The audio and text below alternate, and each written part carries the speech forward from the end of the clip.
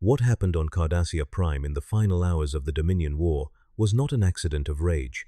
It was the terminal event in a sequence that had been building for nearly a decade, driven not by Dominion cruelty alone but by structural decisions the Cardassian state made freely, repeatedly, and with full awareness of the cost.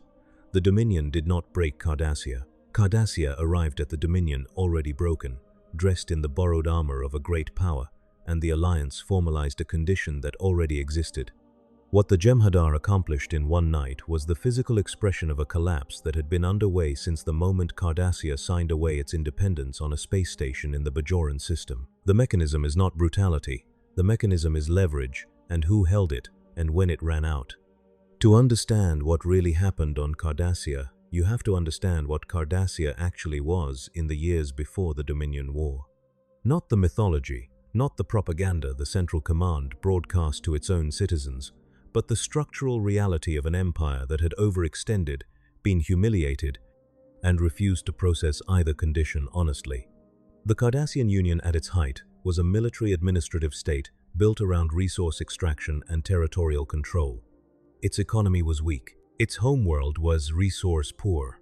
The entire architecture of Cardassian foreign policy, from the occupation of Bajor to the treaty negotiations with the Federation, was an attempt to compensate for internal scarcity through external acquisition. The military was not just the strong arm of the state.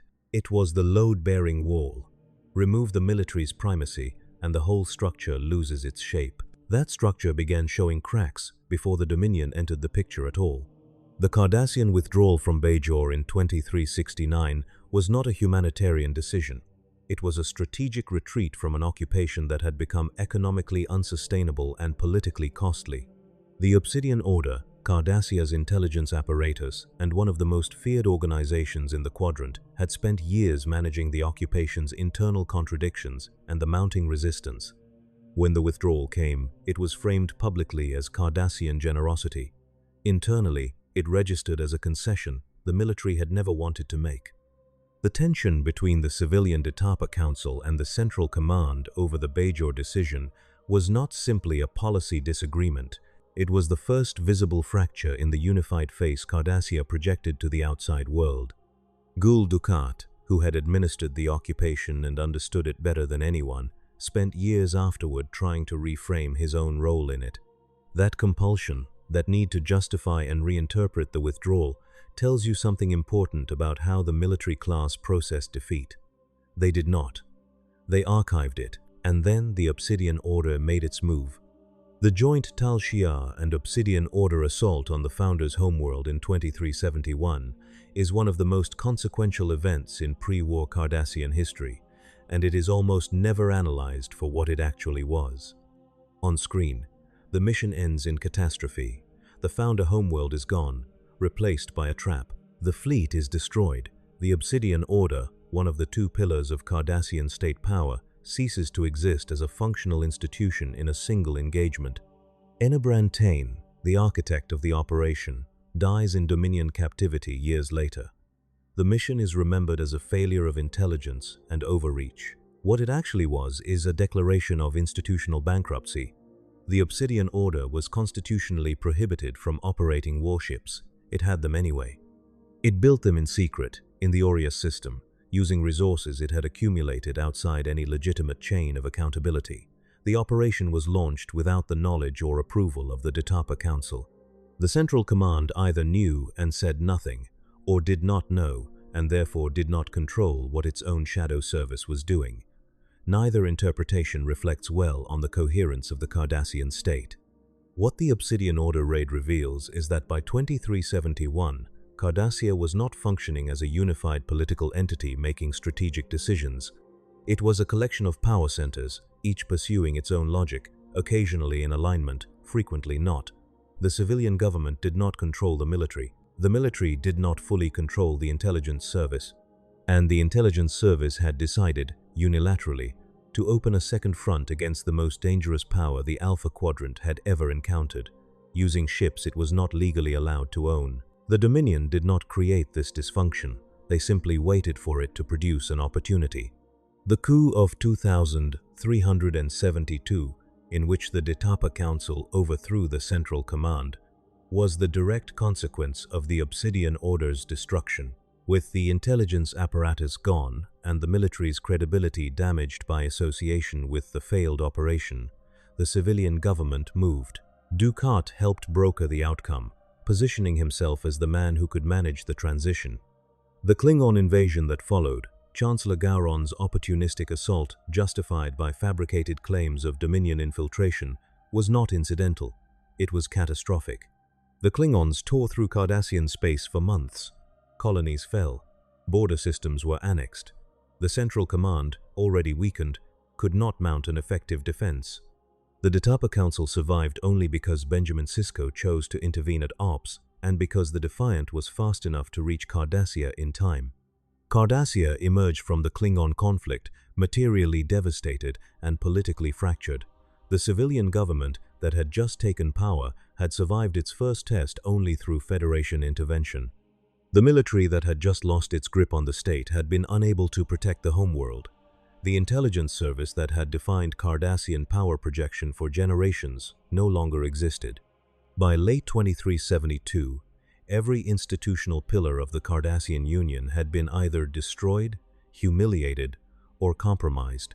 What remained was the shell of a great power, the territorial claims, and the cultural identity and the memory of dominance, without the infrastructure to sustain any of it. Gul Dukat understood this better than anyone. That is what makes his decision legible. When Dukat arrived in the Gamma Quadrant and negotiated the Dominion Alliance in late 2373, he presented it to the Cardassian people as a restoration. The Empire was rejoining history as a major power. The Dominion fleet emerging from the wormhole, those hundreds of Jem'Hadar warships pouring into Cardassian space, was sold as a strategic partnership. The language of equality was deployed carefully. Cardassia and the Dominion united against the Federation and its allies, two powers with complementary interests. Dukat named himself Legat and later Prefect, titles that implied command authority. The Cardassian people, exhausted from the Klingon War and hungry for the restoration of dignity, accepted the framing. They were not partners, they were a host. The structural reality of the Cardassian-Dominion relationship was visible from the first week. The Jem'Hadar did not answer to the Cardassian military. Cardassian soldiers were used in operations but were not integrated into Dominion command structures on equal terms. The Vorta managed the Alliance's political layer, keeping Dukat engaged and believing he held influence, while the actual operational decisions flowed through channels he did not control. When Dukat wanted something from the Alliance, he asked. When the Founders wanted something from Cardassia, they took it. The asymmetry was not hidden. It was simply never named aloud, because naming it would have ended the political fiction that Dukat needed to maintain. The early victories obscured this. In the opening months of the war, the Alliance performed exactly as promised. Starbase 375 fell under pressure. Deep Space Nine was seized and held for months. The Klingons were pushed back. The Federation found itself in genuine strategic difficulty for the first time since the Borg incursion at Wolf 359. Cardassia looked, from the outside and from within, like it had made the right call. The Empire was winning, the Alliance was working, Dukat was vindicated. And so the structural dependency, the fact that none of this was Cardassia's military capability but Dominion military capability operating from Cardassian space with Cardassian administrative cover, was easy to set aside. The wins felt real. The cost was abstract. The cost was not abstract. It was accumulating. Every Cardassian soldier who died in a Jem'Hadar-led operation was dying in a war that Cardassia's own forces could not have fought. Every resource the Dominion extracted from Cardassian territory was extracted without meaningful Cardassian approval. Every political decision made by the Founders about war aims, about targeting, about the terms under which the Alliance would continue, was made without Cardassian input beyond Dukat's presence in the room. Dukat had leverage as a political symbol. He had almost none as a military commander. The Dominion valued him as a face that Cardassian citizens would follow. The moment that face stopped being useful, his leverage would disappear entirely. That moment came faster than anyone expected. When Dukat's daughter Zial was killed during the Cardassian resistance to the Federation retaking of Deep Space Nine, Dukat's psychological collapse removed him from the board entirely. This is one of those moments in the war narrative that tends to be treated as personal drama, as a character moment in Gul Dukat's arc. It is also a strategic event of significant consequence. Dukat had been the Cardassian face of the Alliance. His removal, by his own breakdown, left a vacuum at exactly the moment the war was beginning to turn. Damar stepped into that vacuum, but Damar stepped into it with no more actual leverage than Dukat had possessed, and with significantly less charisma and political capital to spend. What Damar inherited was a client state with a leader's title and a client's authority. The pivotal scene in understanding Damar's early relationship with the Dominion comes in how the Founders and the Vorta treat his decisions. Damar was consulted, he was not deferred to. When Weiyun wanted something done, it was done. When Damar wanted something, he made requests. The distinction sounds semantic, it was not. It defined every significant decision in the latter half of the war. The Dominion's strategic calculus did not change to accommodate Cardassian interests. Cardassian military units were deployed where the Dominion needed them, not where Cardassian commanders believed they should be. The Cardassian population of occupied worlds, including Bajor, experienced the war through a lens of Dominion administration, not Cardassian governance. The client state had become transparent. Everyone could see through it. The Cardassians themselves could see through it. Here, the argument sharpens in a way the surface narrative tends to avoid. The conventional reading of Damar's rebellion, which begins in earnest in the final season of the war, is that it is a heroic awakening. A Cardassian patriot recognizes what his people have lost and rises to reclaim it. That reading is not wrong, but it omits the specific trigger, and the trigger is more illuminating than the heroism. Damar's turn toward rebellion accelerates directly after the Founders order the execution of his family. His wife and son are killed by the Dominion specifically as a mechanism of control, a demonstration that no Cardassian, not even the nominal leader of the state, exists outside the Dominion's reach. The murder of Damar's family is not a dramatic beat inserted to motivate a character. It is the Founders making explicit what had always been implicit. Cardassian lives were resources. Cardassian leaders were instruments, and instruments that showed signs of independent will could be disciplined the same way any other asset could be disciplined. The rebellion was not a reawakening. It was the predictable consequence of a client recognizing too late the actual terms of the contract. Damar's movement, once it began, drew on something real.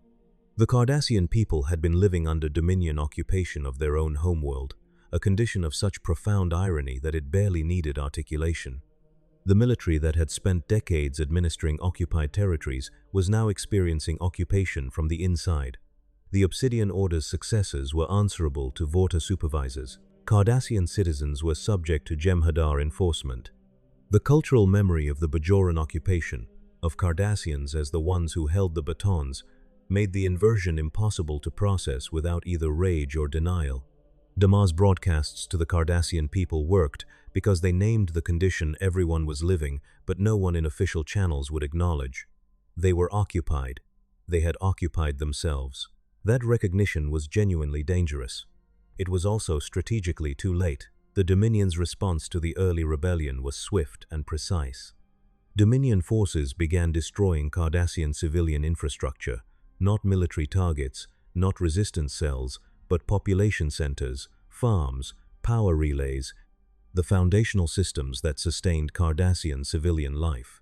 This is the Founders operating according to their own clear doctrine. They are not punishing the rebellion with military force directed at combatants. They are removing the material bases of Cardassian survival to demonstrate that the population itself is the leverage being held. Every Cardassian city left standing was a conditional gift. Every Cardassian citizen alive was alive because the Founders had not yet decided otherwise.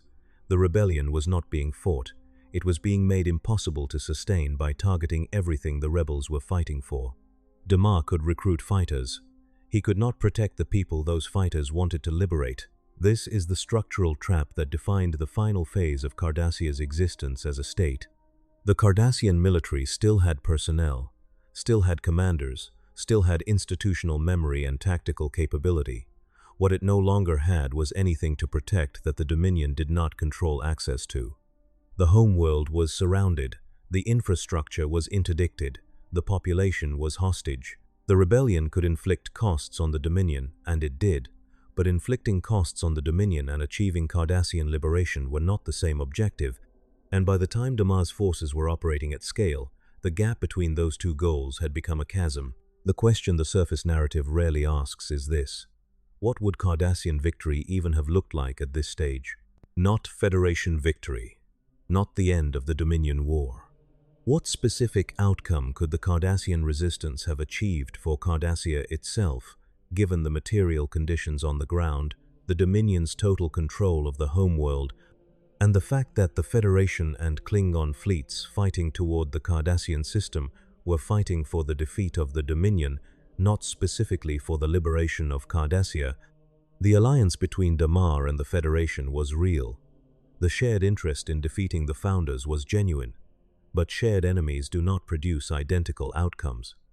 Cardassia's interest was a post-war existence as a sovereign state, reconstituted and independent. The Federation's interest was the end of Dominion military capacity. These interests overlapped for most of the war's final phase. They were not the same interest.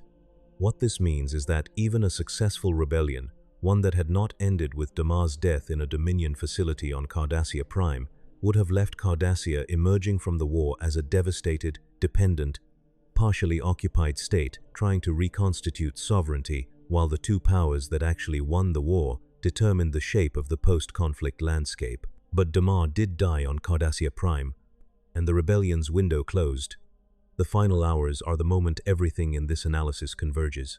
The female founder, faced with the collapse of the war effort, the Breen pulling back, the Alpha Quadrant Alliance fleet approaching Cardassia, ordered the Jem'Hadar to begin killing Cardassians. Not combatants, not resistance members, not military personnel, Cardassians.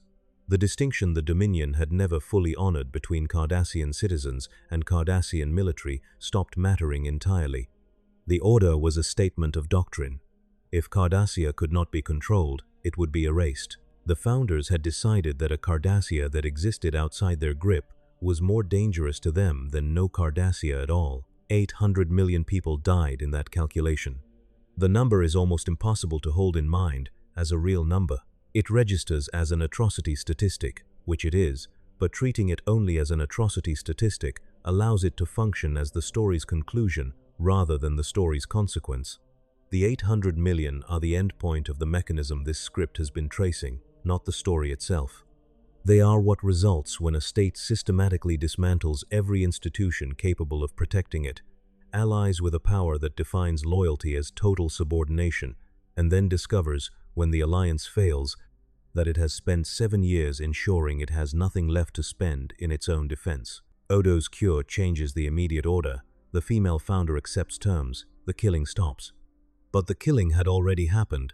The cure could end the directive. It could not restore what the directive had destroyed. The post-war condition of Cardassia is not incidental to this analysis. It is the final evidence. The planet that the Allied fleet found when it reached Cardassia Prime was not a damaged civilization. It was a civilization that had been returned to a pre-industrial condition in a matter of hours. The infrastructure required to sustain Cardassian society, the power generation, the agricultural systems, the communications networks, the medical facilities, had been systematically targeted. The rebuilding that followed was not Cardassian reconstruction. It was external reconstruction of Cardassia by the Federation, under conditions the Federation would largely determine.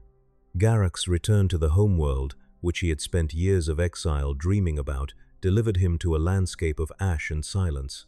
The homecoming he had imagined was not available. The home he had imagined no longer existed in the form he had imagined it. What remained was the name, the people who survived, the memory of what had existed, and a dependence on outside help that mirrored, with cruel precision, the dependence on the Dominion that had produced the catastrophe in the first place. This is where the analysis arrives at something the surface narrative keeps almost in frame, but never quite centers. The fall of Cardassia is typically remembered as two things: a Dominion war crime and a Dominion defeat. Both are accurate, but the lens that produces both of those framings is a lens focused on the Dominion as the actor. What happens if the lens shifts to Cardassia as the actor?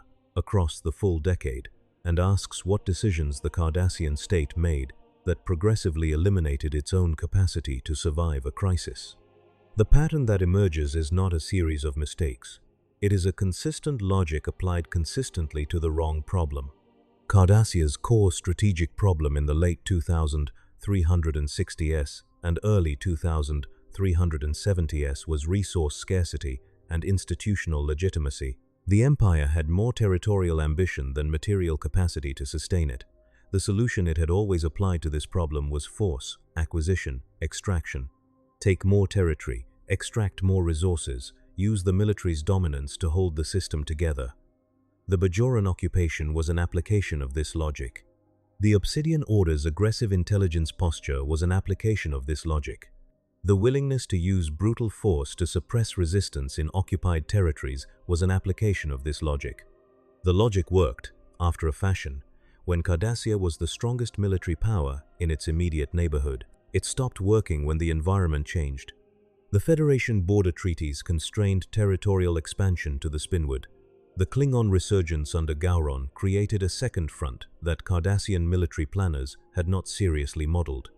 The Maquis insurgency in the demilitarized zone consumed resources and political capital out of proportion to the actual military threat the Maquis represented.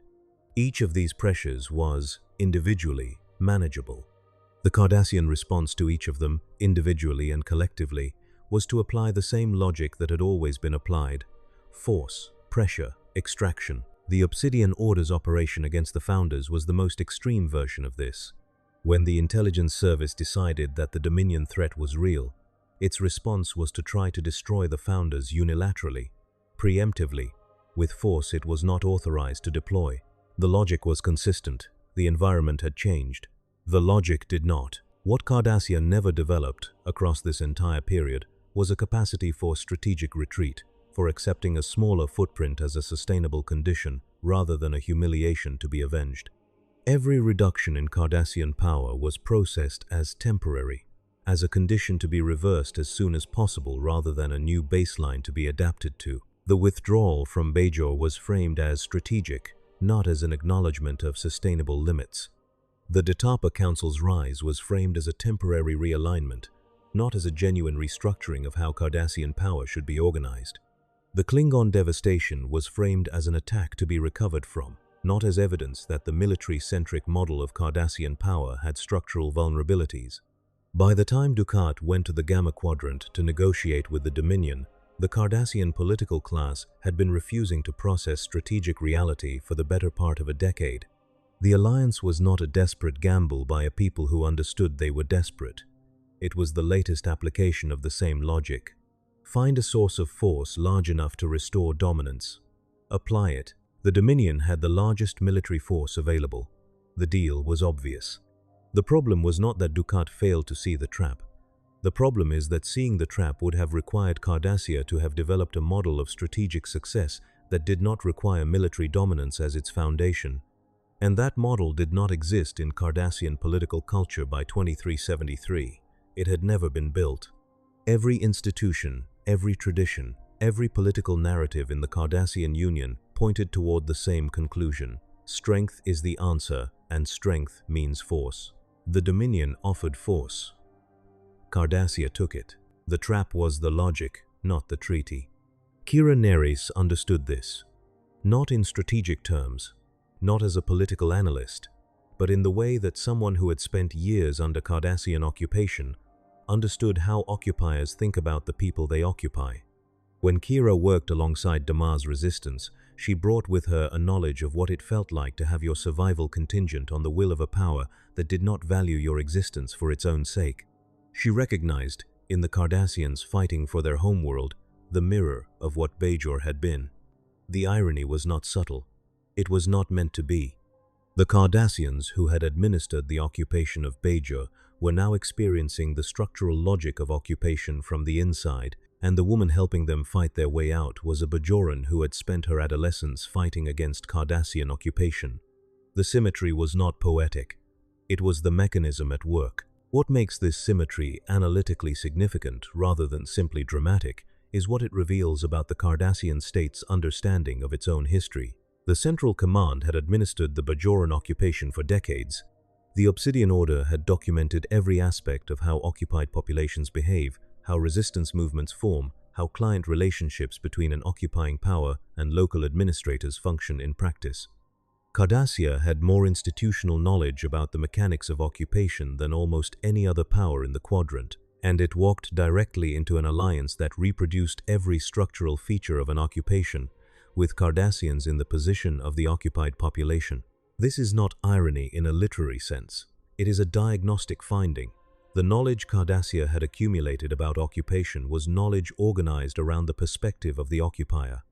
It catalogued how to manage resistance, how to use local administrators as intermediaries, how to calibrate violence to maintain compliance, how to make the occupied population dependent on the occupier's continued presence. That knowledge was entirely useless when Cardassia was the one being managed, intermediated, and made dependent. The Obsidian Order's files on the Bajoran resistance could tell a Cardassian analyst exactly how Damar's movement would develop. They could not tell a Cardassian leader how to avoid the conditions that produced Damar's movement in the first place, because avoiding those conditions would have required not entering the Alliance, and not entering the Alliance would have required a completely different answer to the question of what Cardassian power should look like. That answer was never developed. The files were useless. There is a moment in the final push toward Cardassia Prime that crystallizes the entire trajectory. When the Cardassian fleet, still serving within the Dominion command structure, receives word of the massacres being carried out by Jem'Hadar forces on their homeworld, the fleet turns.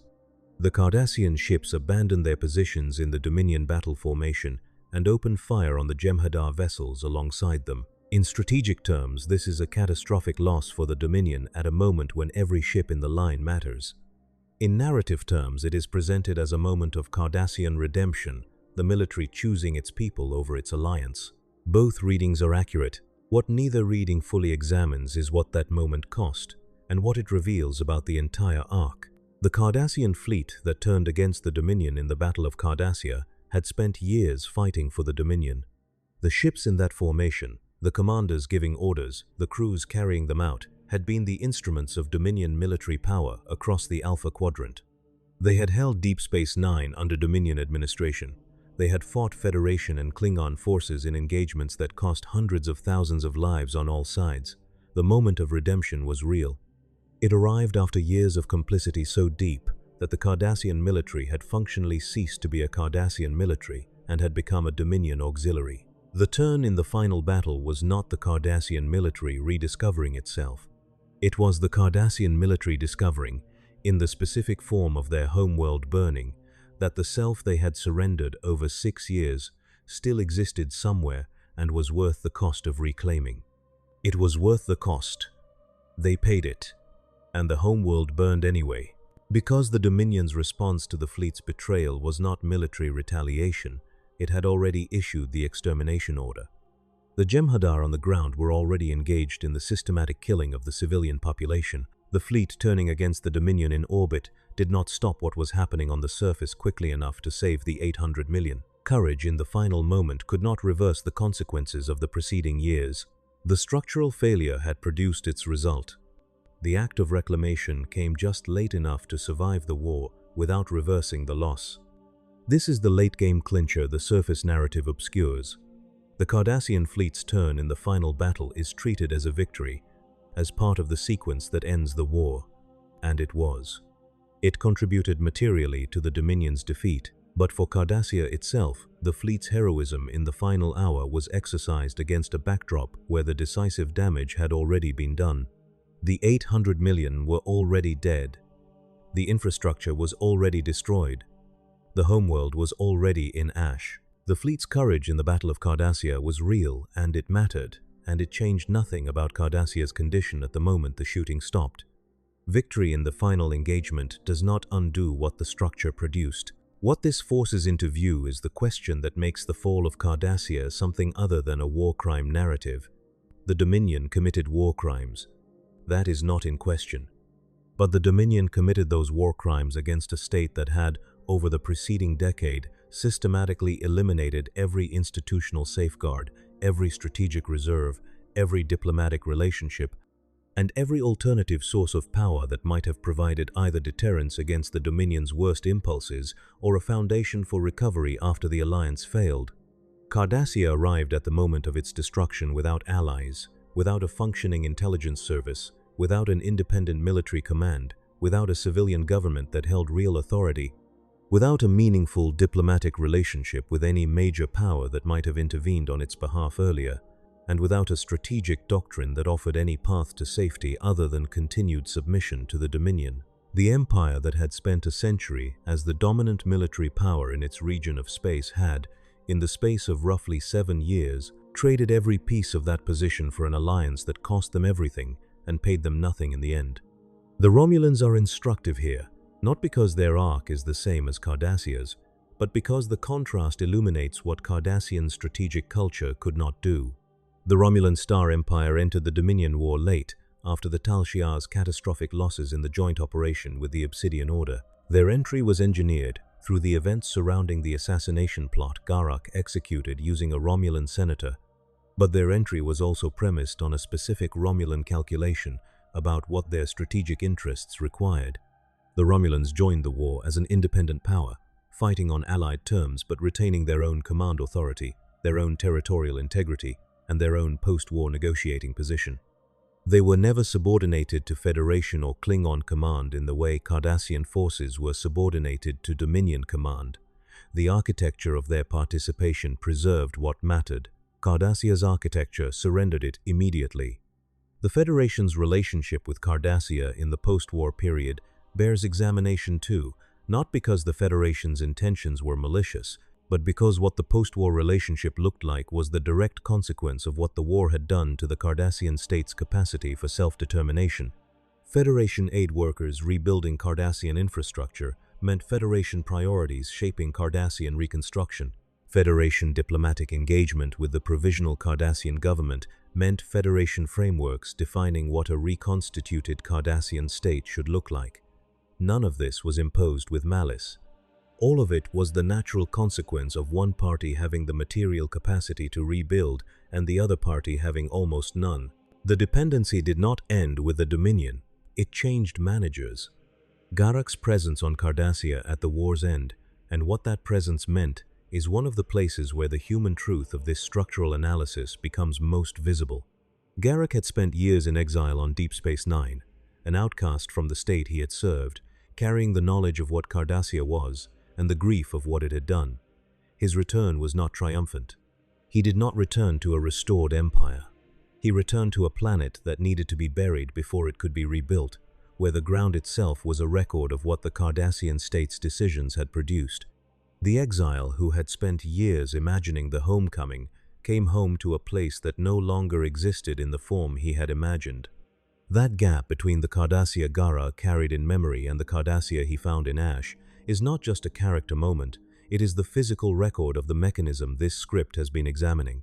Every decision made by the Cardassian state between Bajor and the final battle, every choice to process defeat as temporary humiliation rather than permanent recalibration, every institution destroyed or compromised, every alliance entered without leverage, every moment the Cardassian political class looked at the structural reality and chose the narrative of restoration over the discipline of adaptation, produced some specific quantity of ash on that specific ground. The ash was the argument. The ash was the mechanism made physical. The conventional framing of the fall of Cardassia holds that the Dominion destroyed Cardassia. This is true in the literal, immediate, physical sense. Jem'Hadar weapons burned Cardassian cities. Dominion orders killed 800 million civilians. The founders made the decision and executed it. The deeper framing, the one that the evidence chain demands, is that Cardassia destroyed the conditions that made it survivable, and the Dominion's final action was the terminal event in a sequence Cardassia had been generating for a decade. The Dominion did not find a healthy empire and break it. They found an empire that had been hollowing itself out since the Bajoran withdrawal, that had eliminated its own intelligence capability in an unauthorized military adventure, that had survived the Klingon War only through Federation intervention, that had surrendered its sovereignty in exchange for the illusion of restored dominance, that had watched its civilian population become hostages and its military become auxiliaries. and that arrived at the final battle with nothing left to offer its own people except the gesture of turning the fleet around in the last hour. The gesture was real. The homeworld was already burning. What Cardassia was, at its best, was an empire that understood the value of information, that built institutions specifically designed to accumulate knowledge and leverage it, that trained its administrators to think in long-term strategic frameworks, and to understand that power is not just military force, but the ability to anticipate and shape the environment. The Obsidian Order, whatever its crimes, represented this capacity in its most developed form. Tain built it to be something that could operate in the spaces between declared power, that could shape events before the military ever needed to be deployed.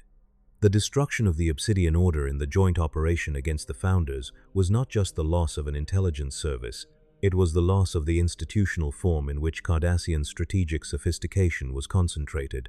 What replaced it was not more sophisticated, it was cruder, more direct, more dependent on visible force and formal alliances. Without the Obsidian Order, Cardassia's toolkit for managing a dangerous universe shrank dramatically. The military could fight, the political class could negotiate. But the capacity for the kind of layered, patient, information-driven statecraft that might have found a path through the Dominion crisis without total surrender was gone. It burned in the Aureus system with the ships that were never supposed to exist.